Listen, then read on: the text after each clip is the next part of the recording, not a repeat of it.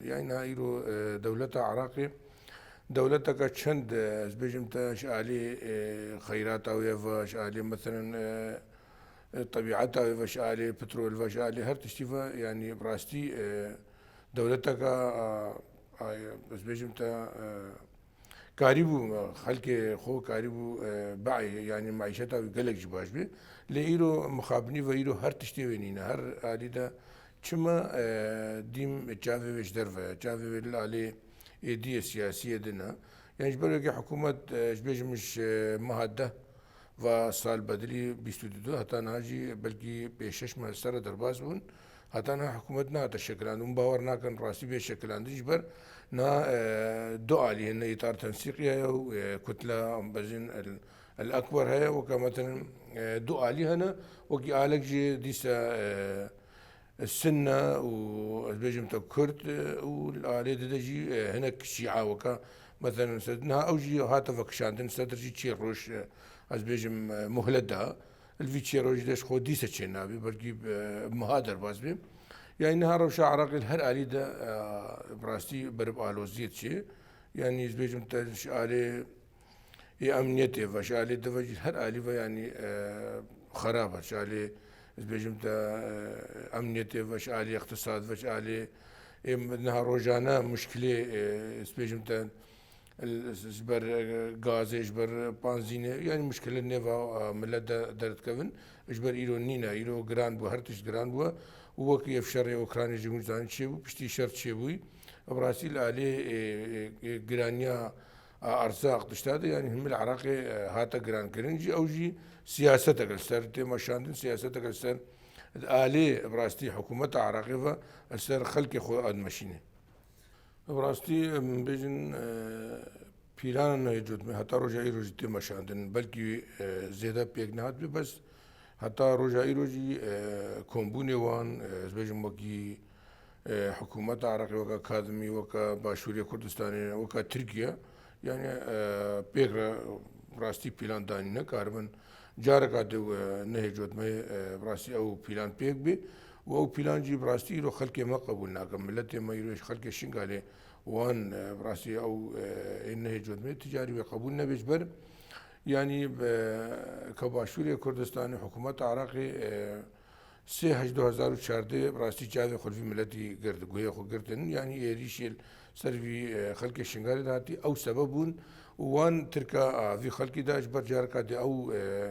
براستی او اداره وين قبول كان جبر او ابنا بيلانا نيجود ما يزبجمتا افاق بكر بحساس سنوجي او جي بيلان هر او بيلان او كاربن جار كادي بيشي ري الراسيد مجلسها خسر بيقرتن كاربن اجبر بيجن تا حدود ايرو هاتي سنور كرن هاتي از بيجن ديواري شمانتو دانين او جي ابراسيد خواد نيفا مو روشافا بيقرتن اجبر يعني ما ترسيكا وان ايرو خلقي ما شنغالي ايرو مجلسها خسر شنغالي يعني ابراسيد ريل فان بيلانا بقري ريل الفان ايريشي سر ازدالتي بسر شنغالتي بقري الفيدجي او راستي حتى زبيجمتا يعني زبيجمتا الاربيل اف بيلان بيقرروا نشتنا البغدادي بيقرروا نشتنا بلكي القطر السعوديه يعني كباشوريا كردستاني وكان نيتشيرفان برزاني وكي كاظمي وتركيا اف بيقرروا نشتنا كافي اف بيلان بيك بي ريل بيشيا مجلس خستر ريل بيشيا سازي ودزجي بصالة بدس يخزين كاربن فانتن نبغن اف بيلان بيك بي حتى قايم بديل قايم دانينا يسبيجن توكيم بيجن نايف سيدو مديرنا حيونا ايرو وكا او كرنا جي قايمة قايدة وكا محمد خليل يعني كرنا جي ويدا بس او اتا روجايرو بيك نهات مثلا الي واندا روجانا في انه جود مي روجانا السر باستكن روجانا بيجن ما بيك انيم وكين بيجن تاف بين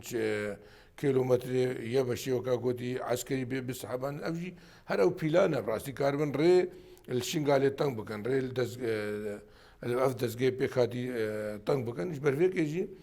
براستي افجي بيلانا كسر ازيدا ناف سنور هاتي كرتن ديستا وكا مثلا بيجن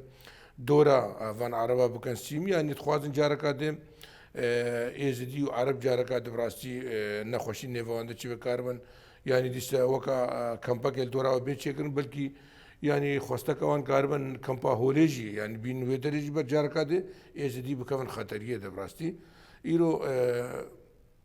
ینی پیلان پێ پیلان سەر خەڵکی شنگاری سەر ملەتێمە تێمەشاندن و ملەتێ مەجی بڕاستی یونیڤستی هاجی وان پیلانە نینن و هەر ئینسانێکی بڕاستی زمانی خۆبجەیەکی پەیوێ ئەو نزان مەسەلا نهێ جۆتمە چێش بەر نهێ جۆتمە ئیرۆ پێک بێ جارەکە دێت نەبوونا ئێزدا جارەکە تنەبوونا دەستگە ئێزیدا دەستێ خستی و جارەکە دەبووکەن تنە ئەشبەر ناخوازن ئیرۆ ئێزدی بن خوددان ئیرادە ناخوازن بن خوددان ئاخ نابن ناخوازن بن خوددان ینی هەلوەستی خۆ کاربن قراری خۆ بریاری خۆ دەستی خۆ بدن لە ئیرۆ پارتی دیموکراتی خوازێ جارگات چی بکە جارگات خوازێ ینی ملەتێمە وەکە ئەس بێژم بەری 2014 سيطرة دوانن بون إزديد كنا سيطرة ده إزديد تعدل العربات كن قوتن إلا هو كن مجبور بنت الآن عربي تالية يعني إزديد عرب ونتج من يكود يعني دي ست خوازة جارك هذا سبب لأف إزديد الفيدر عربي الفيدر إلنا أو عربي وقتنا أمروي باوردنا نفا مو عربات تجاري خراج نبي وباشور كردستان بيجم تام بيجم باشور خلق باشور براسي أمريزي شركن بس إيرو براستي سياسة حکوومەت باشووری کوردستانی سیاستەکە ڕاستی بەلکی گەلک جاراژی ئەز گەلک ئاریوانڕژی پێمە مگوتە سیاستەوە شاشە ئیرۆ گەلۆ چمە یەک ڕسمەکی هەڤالێکی مارە بگرێ دۆستێکی مارە بگرێ شمە لوێتە تێگرتن یانیش بەرێکێژی ملەت جوان ئەجو بەلکی هێنێکی ترسن نێڤوان دەچێ بێ بەس ئیرۆ ملەت ڕۆژێک بێ ملەت کەسوان قبول ناکە غێروان کەس نامینێشی ئەو ڕاستی جارێکا دەتخوازن بێشی گەلک جارە ما دەگرتن کە شخص الشما واندراد سيطرة بلقي ربع كده دقائق أخران تيجي نف عرباش شكارة النف عربان يعني إيرو أو بيلان أو جير بيلان أنه جود مي كاربي إيرو دستة مشهرجي قد بك براس إيرو كاربي فان هزي ما ضعيف بك براس بين إيرو يعني أفقد إيرو حدودي شو مذيبان بقرا حتى بلكي حتى بنزين ربيع هم علاقات ما بيقرا براس بين مثلا قالك باشن علاقات ما تشونو هاتنا ما نفكتناش برفيك يجي اتخوازي دي سجاره قاعد نخوشك يبقى نفهر دو على هذا يعني برفيك يجي ام بلكي روجانا عليه تليفون عليه زيارته ما تشونا مال نيفان كنت العربات بيجي امجي قبولنا كان براسي اف سينور نيفا مو و ازدي هذا بيدانيش بر ام ازدي بناوكي معلومات كي براسي بر ايرو انسان الفيدر او انسان دستي ويل دستي مثلا الخونه ازداد النبي حتى فيدر انسان بلنغاز حتى فيدر بركي او انسان ايرو الباق بدكيرو نشتي او انسان ايرو دستي الخونه ازداد او انسان از بيجمت امير داعش الويدر يعني الجي هري خوشتري قيمه دانته بس ايرو في انسان الفان كوندي بيجم السنوري دل كوندي عربه ده انسان او جو كافان انسان ما انسان بلنغاز سواري خوغان دست اوجي باز دا ونجي موغا چاو ازدي چون وان مخايت اوجي چون اوجي فغاريانا وكا ازدي روجانا او ازدي البايا كودنش بر انسان بلنغاز انسان بيغونن انسان ايرو او تخوازن يعني بيجن كي انسان ما ام بزانبن روجا كي وتعدك اللي ازداك مي انسان نافي وش ورا بينن لايرو مخابني او عربي هناك عرب هون براستي وان دستي وان الخوينا ازداد او عرب انها اوجي بيجم تاع الجهه انها الباشوري كردستاني ده انها مخاني دانته انها حرجه اقامه وان هذا الشيء لايرو ازدیل بر خدای ایرو ازدی نگارش باشوری کردستان معناه تیچه معناه او ناخواز ایرو ازدی عربی ابراسی تعده اللي قلت لك جبل ایرو کرمانجی تعده کرین هم او کرمانجی الباوان ایرو ازدی زاروک ازدی کشتین و دای کیوان ایرو الباوان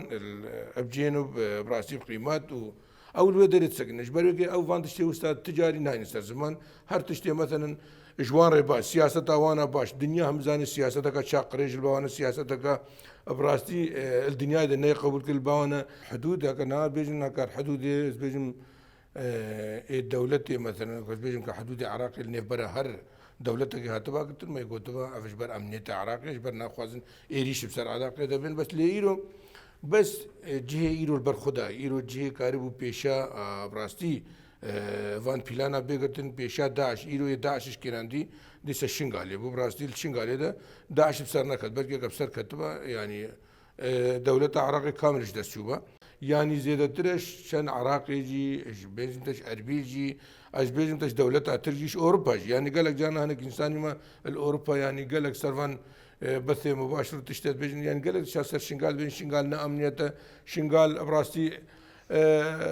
أحزاب السياسي ناهل الملة ما فقري وكان بلد هناك دعايات شد من 405 مال بعد فقر يعني جي خدي سف فقران بس فهمي دعايات رشكرني سر شنقالي بلكي روجا بريد روجا في منظمة كافجي قريداي بارتي ديمقراطي جو 408 بيردان جو فاك فقريانا اللي البي فاويدا بينج مال بعد باشوري كردستاني هاتن فقريان مخابنه وتشتي قوتي نا اساسا ويابو وروجا كيجي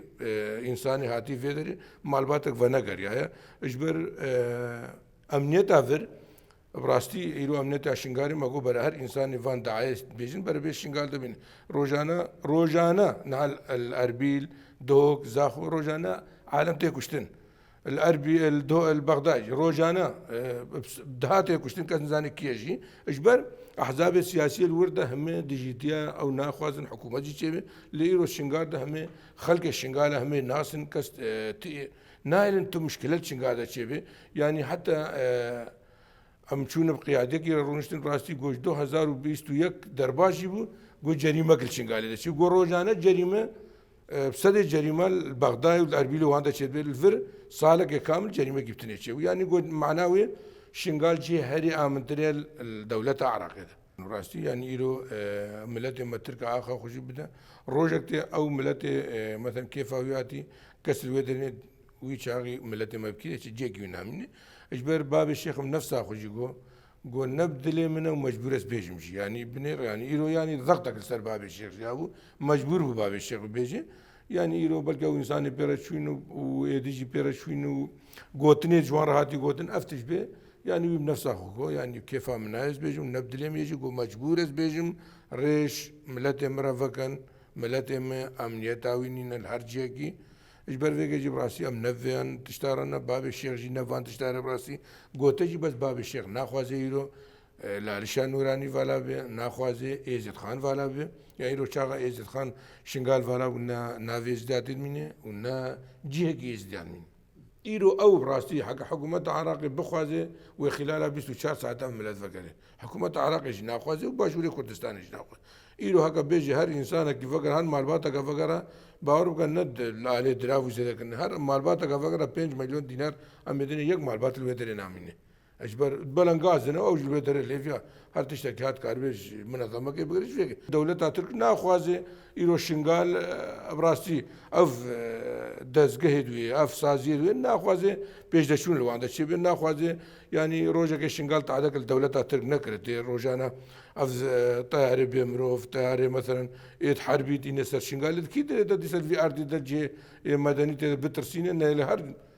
حيوان مثلا دو هاي سايفا جاكت دي اراميا خوش ود عالم كاد سبكاري وكر هذا نما جي بوش كاستدني ليدان يا جي مدني دان انك هفالي از بيجم انسان ما خلق الشنغالي هذا الشهيد كرن لإله دنيا زانه وعالم هم زانه بلکه الآلية السياسية دست بينهم تبارتي ديمقراطي يعني ملت ترساندن ناخوازه يعني أنا حسب باور بكر ري بيفكرن وري بدن عالم النترسين باور بغير إنساني قريداي سديسة هشك خديتي أو كرد به يعني أو بتني بلكي الباوي بمن يعني إنسان قريداي واني نجي إنسان قريداي آخر خنا لناهل دعاية دواني براستي يرش كرنيستر شنغالي ده أو قبول ناكن وبيشافان بلان هوجه بلانش كنا خوازن خلق يور أو شادر نج جواري وان خوشتره ما شادر كده بي هافين زفستان روجانا شادر وان شودن وانا كنت تشتغل أو قالوا شادر شودن أو شادر جي بلانه كشي وانا روجانا تبين يا دي شادر جارك نيفي كامبناجيت شيء يعني أو بناي بعسكرين بس روجك عربك الفيدر بيقول بعدين فلان عرب الشنغاري هذا قول بعدين ده الشخص ده هذا كشتن بس يعني افتش هم دعاية انه براسي ملتي ما باش زانبه وآلية سياسي جي براسي باش زانبه يعني ايرو شنغال والبر خدا حتى دروبا داويجي وشنغال ويمين شنغالا ازديايا تدي قال كاجي كو شنغال نزل صدي هفتي بينجاب بسلمان شنغالا ازديايا اجبر اف عبادة بسر ازديادات وتجاري جنايش بيركن وديم البرخو بدن وكاس نكاري فيلانا جارك هذا الشنغاري ده بيجني